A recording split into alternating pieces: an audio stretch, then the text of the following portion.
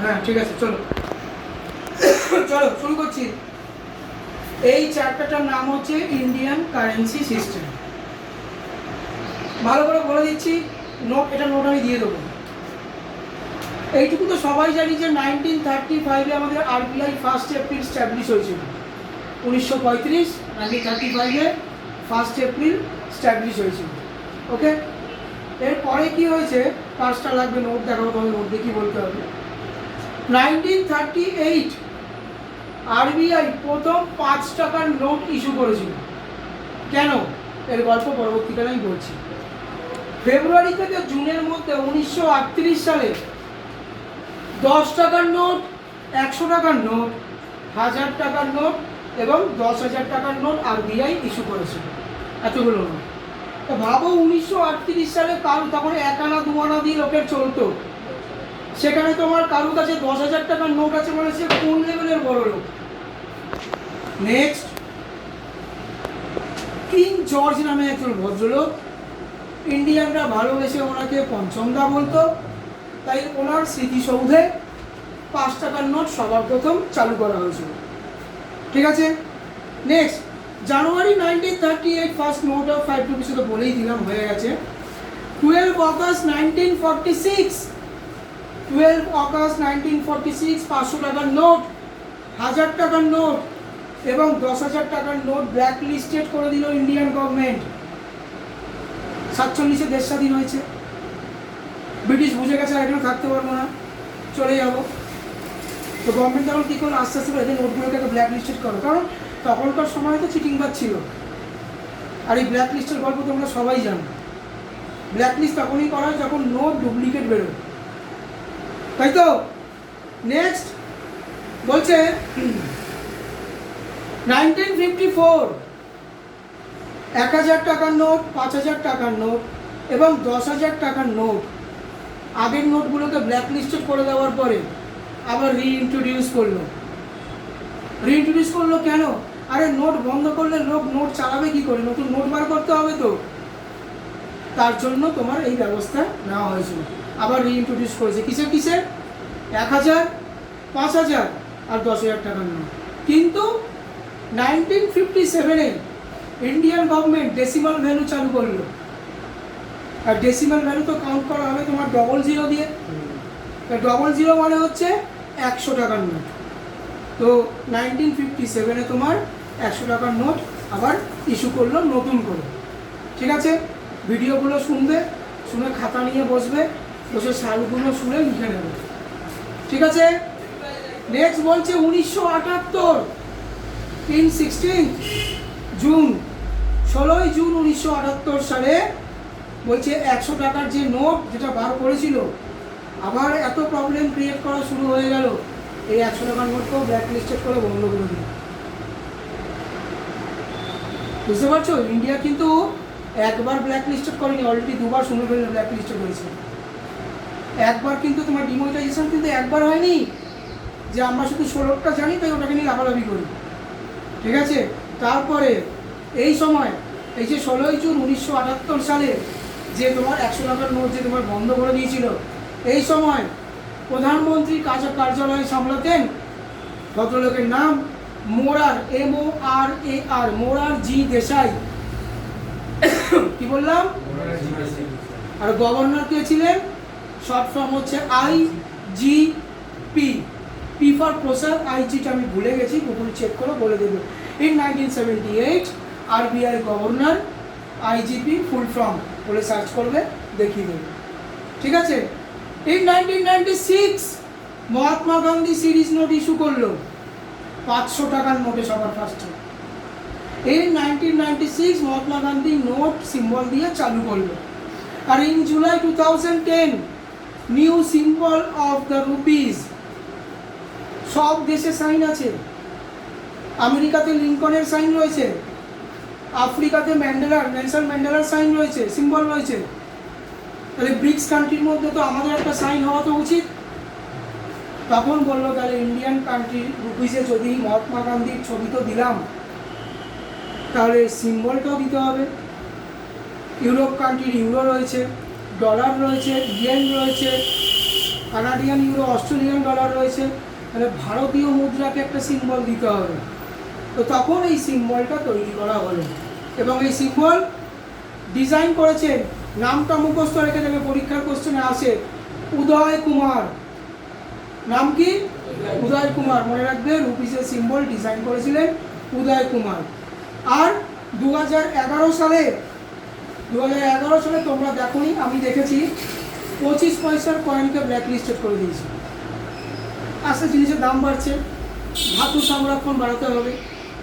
আমি যখন ক্লাস 1-এ পড়তাম সেই সময় 1 টাকার এত ভ্যালু ছিল, কুল কিনেছিলাম, কুল, এখনও মনে আছে, সরস্বতী স্কুলে পড়তাম, 50 পয়সার কুল কিনেছিলাম, এত বড় 1 টাকা কুল দিয়েছে। ভাবছি বাবা এত পয়সা কী করবো, তা পয়সার ভ্যালু জানতাম না, তখন ছোটো ছিলাম। 50 পয়সা, তো তার ভ্যালু তো মার্কেটে আজকে কিছুই নেই, বুঝতে পেরেছো? তো এই প্রসেস হয়ে যাওয়ার পরে ইন নভেম্বর 2016 500 টাকা এবং 1000 টাকার নোট ক্লোজ করে দিল। সবাই জানো। তোমাদেরকে বলে রাখি, আমি এই সময় ট্রেনে বসছিলাম, সিকিমই যাচ্ছিলাম, ট্রেনের মধ্যে বসে আছি, ট্রেনের মধ্যে সবাই আলোচনা করছে, হ্যাঁ কী বলছে সবাই, তারপর ফাইনালাইজ হলো, হ্যাঁ এবার কী করবো। সেই সময় সেই ইন্দ্রনীলদাকে ফোন করেছি, আর কী করবো, ট্রেনে বসে আছি। তো উনি বললো যে চিন্তা করতে হবে না, গিয়ে পৌঁছাও, ওখানে আমার সব বলা আছে, এতগুলো লোক যাচ্ছে, লাখ লাখ লোক যাচ্ছে, চিন্তা করতে হবে না। হেভি কেস খেয়ে গেছিলাম, ঠিক আছে।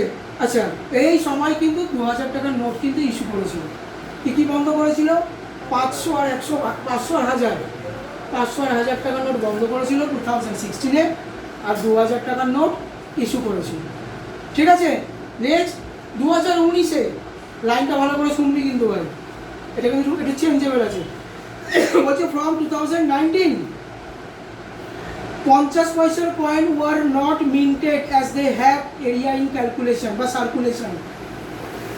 বলছে 50 পয়সার কয়েন মিন্টেড করা বন্ধ করে দিয়েছে, ব্ল্যাক লিস্টেড করেনি কিন্তু, মিন্টেড করা বন্ধ করে দিয়েছে, মানে তৈরি করা বন্ধ করে দিয়েছে।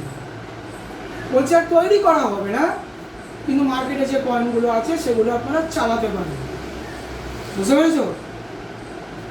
এই অবধি ছিল আমার ব্যাংকিং সমস্ত কথাবার্তা। এরপরে একটা কথা বলি, সেকেন্ড পার্টে বলছে, ভালো করে বুঝবে কিন্তু, আমি ওদেরকে ক্লাসে বলেছি, আরেকবার রিপিট করছি। দাদা এই যে নোট আমি চেঞ্জ করতে যাবো, আমার নোট পুরনো হয়ে গেছে, ব্যাংকে যাচ্ছি, চেঞ্জ করে দিচ্ছে, তো সে ওই নোটগুলোকে নিয়ে কী করছে?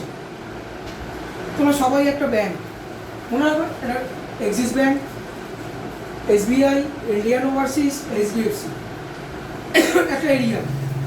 এই প্রত্যেকটা এরিয়ার এই 4টে ব্যাংক আমি এক্সাম্পল দিলাম, এর কিন্তু মিডিলে একটা লিড ব্যাংক থাকে, যার অ্যাড্রেস কিন্তু আমরা জানি না।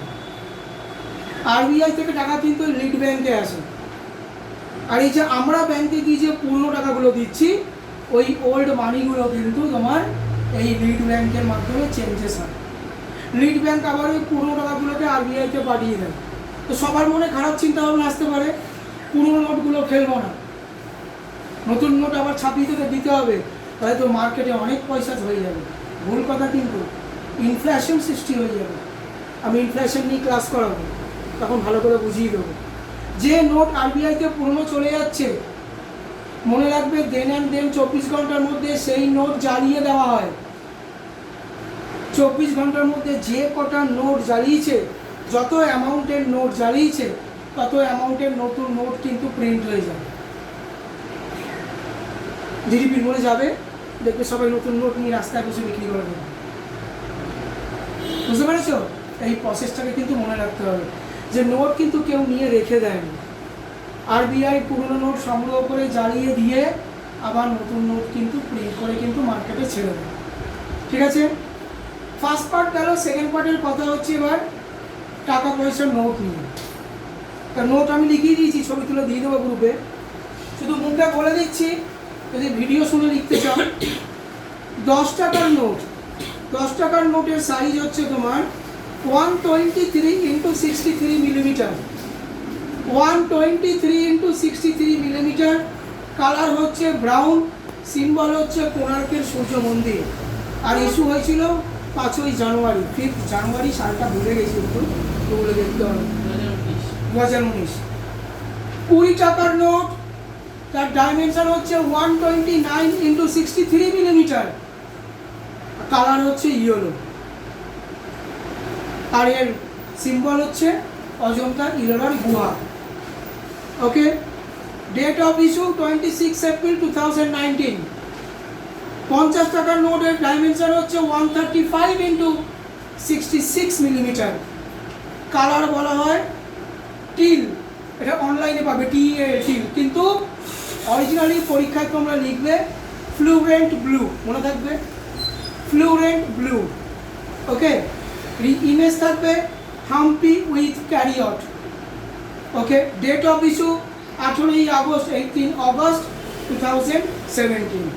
100 টাকার note, dimension 142 millimetre × 66 millimetre, colour হচ্ছে ল্যাভেন্ডার কালার, সিনারিও হচ্ছে রানী কি ভবন, ডেট অফ ইস্যু হচ্ছে 19 জুলাই 2018 2018। 200 টাকার নোটের সাইজ হচ্ছে 146 × 66 মিলিমিটার, 146 × 66 মিলিমিটার, মেইন কালার হচ্ছে ব্রাইট ইয়েলো, রিভার্স ইমেজ হচ্ছে সাচি স্তূপা, ডেট অফ ইস্যু হচ্ছে 25 অগস্ট 2017। 500 টাকার নোট, সাইজ হচ্ছে 150 মিলিমিটার × 66 মিলিমিটার, এর কালার হচ্ছে স্টোন গ্রে। 500 টাকার নোটের যে কালারটা ধূসর, শুধু ধূসর নয় কিন্তু বলবে পাথরে ধূসর, স্টোন গ্রে, তাহলে কিন্তু পরীক্ষায় ভুল হয়ে যাবে। সিম্বল হচ্ছে রেড ফোর্টের সিম্বল থাকে, 10 নভেম্বর 2016 রিলিজ হয়েছিল। ওকে, 2000 টাকার নোট, 166 মিলিমিটার × 66, এর কালার হচ্ছে ম্যাজেন্টা, আর এর সিম্বল ছিল মঙ্গোলিয়ান, আর ডেট অফ ইস্যু হয়েছিল 8 নভেম্বর 2016। ওকে, তো চলো এই চ্যাপ্টার তো শেষ করলাম, এবার তোমাদেরকে আমি একটা কথা বলে দিই, ভিডিওটা অফ করবে না, মনে রাখবে নোট কী করে চিনতে হয়, ক্লাসে বলেছি, আবার বলে দিচ্ছি। 2000 টাকার নোট তো এখন নেই মার্কেটে, তাই বলা সম্ভব নয়, তাই আমি 500, 200 আর 100 বলে দিচ্ছি। 500 টাকার নোটে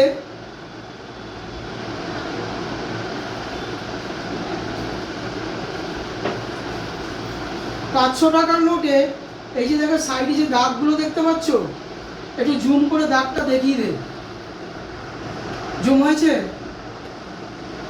এই যে জুম করে যে দাগ দেখতে পাচ্ছ 500 টাকার নোটে, এটা 5টা দাগ থাকে,